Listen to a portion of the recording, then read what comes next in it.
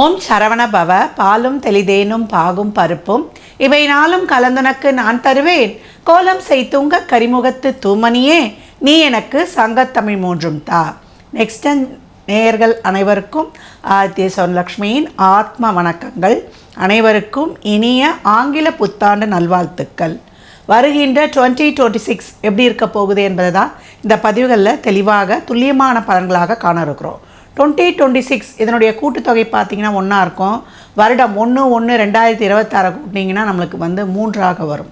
அப்போ சூரியன் குரு ஆதிக்கத்தில் வருது. அது மட்டும் இல்லை, பிறக்கக்கூடிய தமிழ் ஆண்டுன்னு சொல்லக்கூடிய பராபவ ஆண்டும் ஒரு ஏற்றத்தாழ்வு நிறைந்த ஆண்டாகவே காணப்படுது அப்படின்னு சொல்லலாம். இந்த வருடம் மட்டுமல்ல, 2031ஆம் ஆண்டு வரை நம்ம நிறைய ஸ்ட்ரகிள்ஸ், தடைகள், தாமதங்கள், பல்வேறு தரப்பட்ட இயற்கை சீற்றங்கள், பேரிடர்கள், பூகம்பம், நிலநடுக்கம், அதே போல் பயங்கரவாத தாக்குதல்கள், அச்சுறுத்தல்கள், எதிரிகளுடைய அச்சுறுத்தல், நம்ம நாளுக்கு நாள் முன்னேறி கொண்டே செல்கிறோம் இல்லையா? ஒரு வீட்டில் ஒருத்தர் நல்லா வந்தாலே ஒரு கண் திருஷ்டி, ஒரு போட்டி, பொறாமை, பொச்சிருப்பு இருக்கும்பொழுது நம்ம இந்தியா இன்னும் வல்லரசாக மாறிக்கொண்டு வரும்பொழுது பலருடைய போட்டி, பொறாமை, பொச்சிருப்பு அது வரும். அது மூலியமாக நம்மளெல்லாம் எப்படி தாக்கலான்னு சொல்லிட்டு தீவிரவாத அச்சுறுத்தல் இதெல்லாம் அதிகரித்து காணப்படும். பயங்கரவாதத்துக்கூட நம்ம என்ன சொல்கிறது, அஹிம்சா வழியில் அப்படின்ற மாதிரி போட்டி போடுற மாதிரி இருக்கும்.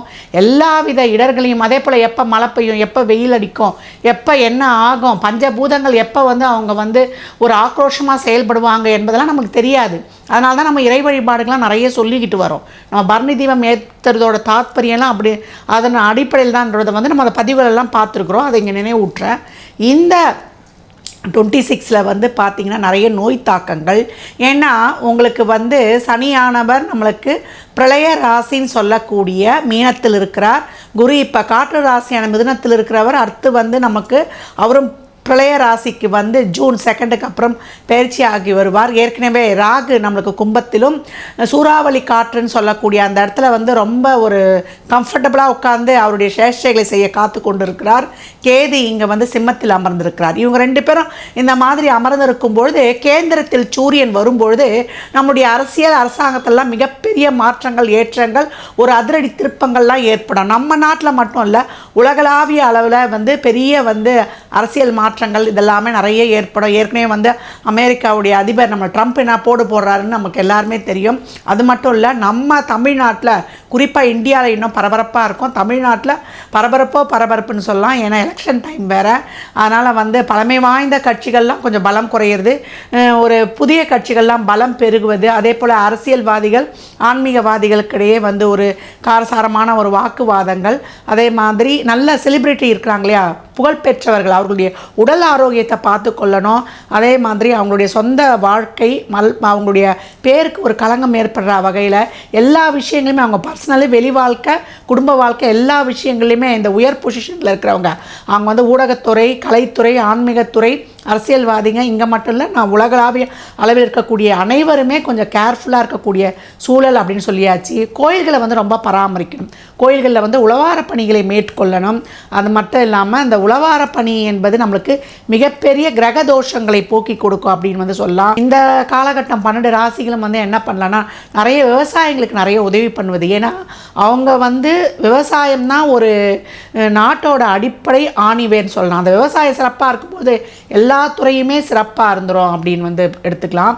இப்போ இந்த காலகட்டம் இந்த விவசாயிகள் கஷ்டமாக இருக்காங்க இல்லையா, அவங்களுக்கு நம்ம உதவி பண்ணுறது. ஒரு சிலர் இந்த காலகட்டம் இந்த கருப்பாடுகளை அந்த விவசாயிகளுக்கு வாங்கி கொடுக்கும்பொழுது நம்மளுடைய முன்னோர்களுடைய ஆசையை பெற்றுக்கொள்ளலாம்.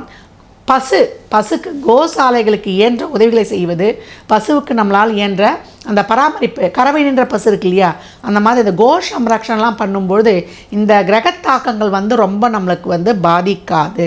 அப்போ இனி வரக்கூடிய காலகட்டங்கள் நமக்கு தொழில் புரட்சி, அதே போல் மக்கள் அனைத்து வகையிலையுமே சமுதாயத்தாலையும் தொழிலாலையும் யார் நல்லவங்க யார் கெட்டவங்கன்னே நம்மளால் ஜட்ஜ் பண்ண முடியாது. பசுத்தோல் போர்த்திய புலிகள் இருக்கக்கூடிய காலகட்டமாகவும் இருக்கும். எல்லா வகையிலையுமே இயற்கை சீற்றங்கள்லேருந்து இதை திருப்பி ஒரு தடவை அன்றைப் பண்ணிக்கோங்க. அதே போல் நம்மளுடைய அனைத்து வகையிலையுமே நம்ம வெளி சூழல், உள் சூழல், நம்மளுடைய ஆரோக்கியம், நம்மளுடைய தனிப்பட்ட வாழ்க்கை, இதெல்லாம் நம்ம நம்ம மேலும் மேலும் நம்ம நல்லா சிறப்பாக எல்லா சூழலையும் கடந்து வருவதற்கு நல்ல சிந்தனைகளையும் நல்ல எண்ணத்தோடு ஒரு இறைவனுடைய திருநாமத்தையும் இறை வழிபாட்டையும் மேற்கொள்ளும் பொழுது உங்கள் வாழ்க்கையில் மிகப்பெரிய ஏற்றங்கள் மாற்றங்கள் ஏற்படும். நிறைய சேரிட்டி தான தர்மம் பண்ணுங்கள்.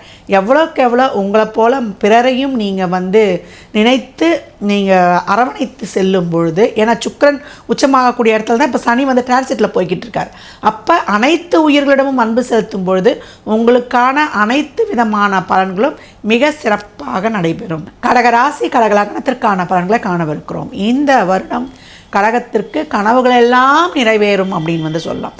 நிறைய சோதனைமா அஷ்டம சனியை கூட நாங்கள் ஒரு ஃபேஸ் பண்ணிட்டு வந்துட்டோம். இந்த அஷ்டம ராகுவை எங்களால் கையாள முடியல அப்படின்னு கதறி கொண்டிருந்தார்கள் அப்படின்னு சொல்லலாம். நிறைய வேதனை, ஹெல்த் இஷ்யூ, உறவுகள் சார்ந்த பிரச்சனை, குடும்ப உறவுகளால் நம்மளுக்கு அந்த நம்பிக்கை துரோகத்தெல்லாம் எதிர்கொண்டவர்கள்.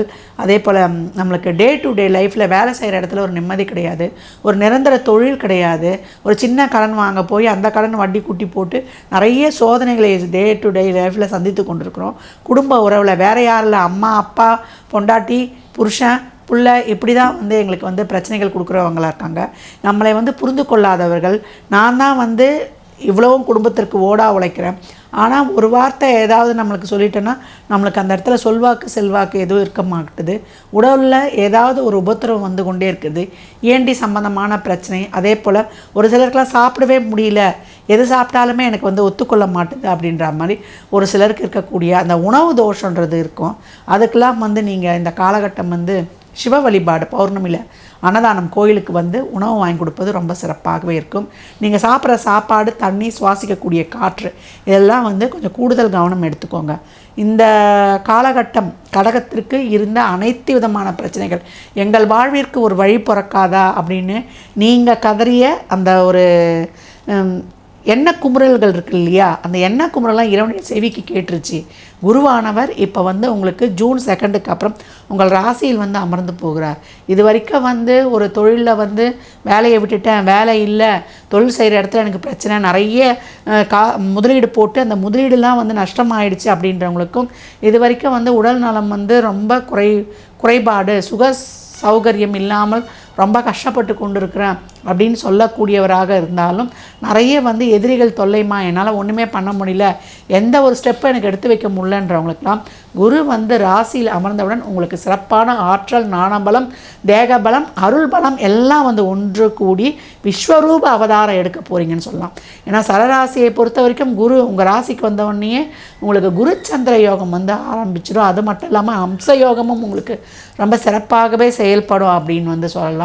நல்ல தொழில் முன்னேற்றம், ஊர் மாற்றம், இடமாற்றம், உத்தியோக மாற்றம், பேர் புகழ், வாழ்நாள் சாதனையாளர் விருது, தொழிலில் நல்ல ஒரு மைக்ரேஷன், நல்ல வெளிநாட்டு வேலை வாய்ப்பில் இருந்து நல்ல பண வருவாய். முதல் கடனை அடைச்சிருங்க. பிள்ளைகளுக்கான ஒரு நலன், உங்கள் வீட்டில் இருக்கக்கூடிய அனைத்து விதமான பிரச்சனைகளும் தீர்வது, சுக சௌகரியங்கள், தந்தை தாய் வழி உறவுகளுடைய இருந்த பிரச்சனைகள் தீர்வது, சகோதர வழி உறவுகளுடைய இருந்த மனக்கசப்புகள் தீர்வது, உங்கள் கணவன் மனைவிக்கிடையே இருந்த பிரச்சனைகள் தீர்ந்து இப்போ ஒன்றிணைவது இல்லது அந்த பிரச்சனையை தீர்த்து அடுத்த வாழ்க்கைக்கு நம்ம மேற்கொண்டு செல்லக்கூடிய ஒரு வாய்ப்பு. வண்டி வாகனங்கள்லாம் விபத்தாகி அது மூலியமாக ஒரு உடல்நல குறைபாடெலாம் இருந்தால் அதுக்கெலாம் ஒரு நல்ல வைத்தியங்கள்லாம் இப்போ கிடச்சி அதுலேருந்து உங்களுக்கு நல்ல மாற்றங்கள் ஏற்படுவது, நல்ல பொருளாதார வருவாய், இதெல்லாம் இனிமேல் வரக்கூடிய காலகட்டம். கடன் இருக்காது, இனிமேல் இருந்தால் கடனை அடைச்சிடுவீங்க. உங்கள் தேவைக்கான வருவாய் வரும். ரொம்ப அமோகமாக அற்புதமாக அட்டகாசமாக கடகம் பயணிக்கவிருக்குது அப்படின்னு சொல்லலாம். நீங்கள் எப்போவும் திங்கட்கிழமை தோறும் மதியம் 1 to 2 ஒரு அன்னதானம் செய்யும்பொழுது உங்களுக்கு அனைத்து விதமான பலன்களும் சேரும்.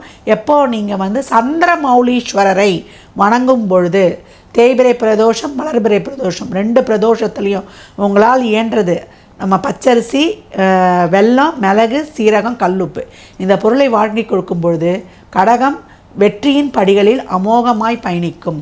கடக ராசி லக்னக்காரர்களுக்கு நல்வாழ்த்துக்களை தெரிவித்துக் கொள்கிறேன்.